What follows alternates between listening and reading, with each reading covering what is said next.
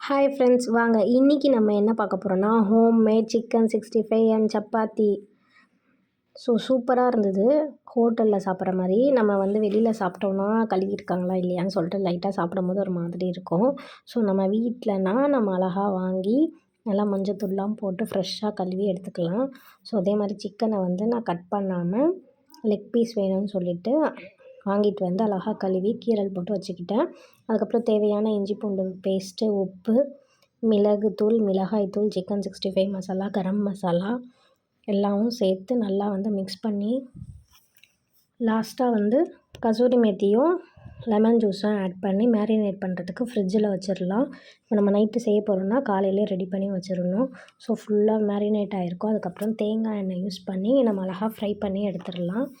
இன்னொரு அடுப்பில் நம்ம சப்பாத்தி போட போகிறேன்.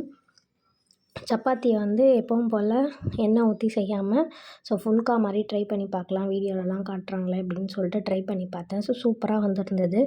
2 மினிட்ஸ் தவாவில் போட்டு முன்னாடியும் பின்னாடியும் வேக வச்சு பிறகு டைரெக்டாக நான் அடுப்பில் வச்சேன். ஸ்டாண்ட் இல்லை, நெக்ஸ்ட் டைம் தான் வாங்கணும்.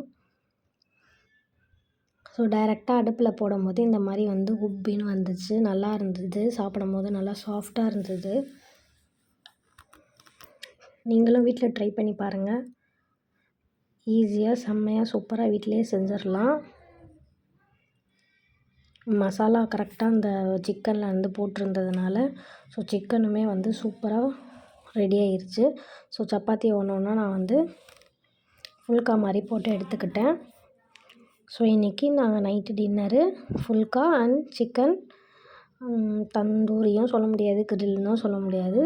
சிக்கன் 65னே சொல்லிடலாம். அழகாக பொரித்து எடுத்துக்கிட்டேன்.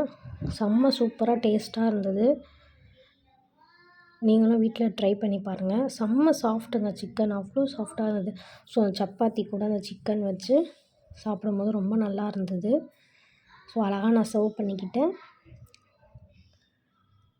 ஃபுல்கா, அதுக்கப்புறம் பார்த்திங்கன்னா ஃப்ரை பண்ண சிக்கனு, கொஞ்சோண்டு கொத்தமல்லி, கார்னிஷ் பண்ணியாச்சு வெங்காயம் எல்லாம் வச்சு. சாப்பிட்டு பார்த்தேன் டேஸ்ட் எப்படி இருக்குது அப்படின்னு. செம்ம சூப்பராக இருந்தது. மிஸ் பண்ணாமல் நீங்களும் வீட்டில் ட்ரை பண்ணி பாருங்கள். ரெசிபி பிடிச்சிருந்தால் லைக் பண்ணுங்கள், ஷேர் பண்ணுங்கள். காரம் கொஞ்சம் கூட வேணும்னா பெப்பர் இன்னும் கொஞ்சம் எக்ஸ்ட்ரா ஆட் பண்ணிக்கோங்க. நாளைக்கு வேறொரு ரெசிபியோட பார்க்கலாம். தேங்க்யூ ஃபார் வாட்சிங். Bye friends.